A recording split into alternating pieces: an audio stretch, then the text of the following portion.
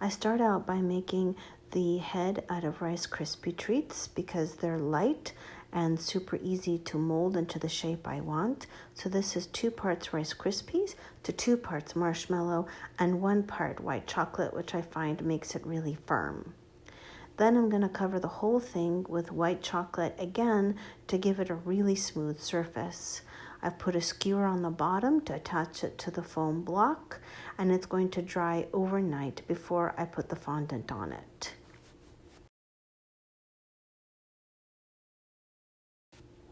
I'm going to lay the fondant over top and making sure it's very smooth on top, but I'm not really worried about the bottom because it's just going to go on the body of the unicorn. I'm going to smooth it all out on the head and then attach the muzzle. Before the muzzle has a chance to dry completely, I'll work in a little smile and some nostrils. Then after that, I'm going to make some eyes, eyelashes, and later I'll put on a mixture of corn syrup and vodka to make the eyes kind of shiny.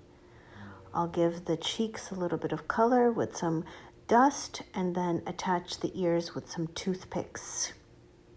Later, I'm going to make the unicorn horn by rolling some fondant around a skewer. I'm going to let that dry before I attach it to his head though. I used 3 6-inch cakes and filled each one of them with some white chocolate ganache before I carved the cake into the shape of his body and neck. These cakes are a little bit cold, which makes it easier for carving.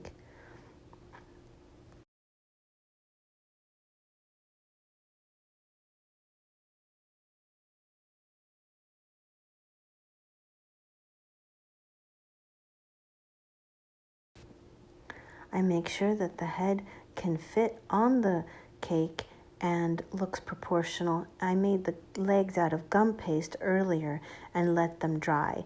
I made the front legs out of gum paste, but the back legs I just made out of fondant because they're not standing up. Then I'm going to coat the whole thing with a layer of white chocolate ganache and let it set overnight. Roll out more fondant to cover the body of the cake. As you can see, it's essential to have a little helper. I panel wrapped the cake, which I prefer to do with carved structures, and then trimmed it once it's on the cake.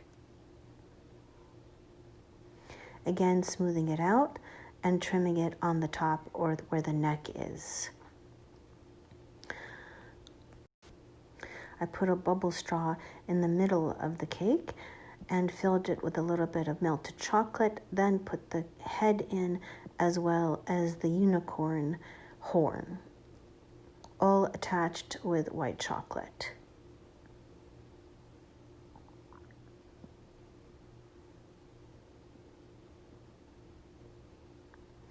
Then I rolled out more fondant, this time instead of gum paste, because the legs on the back don't need to stand up like the ones in the front. And we'll attach them with a little bit of edible glue.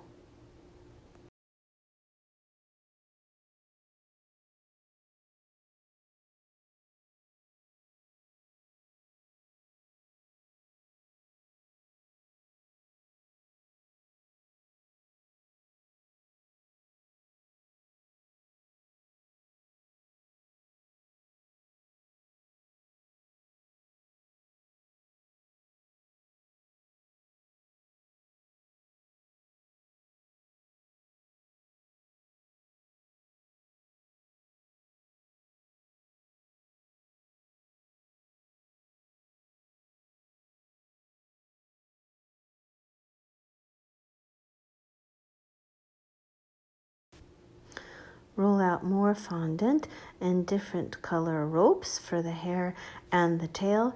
I find it super helpful to use a fondant smoother to make sure that the ropes are consistent in their diameter.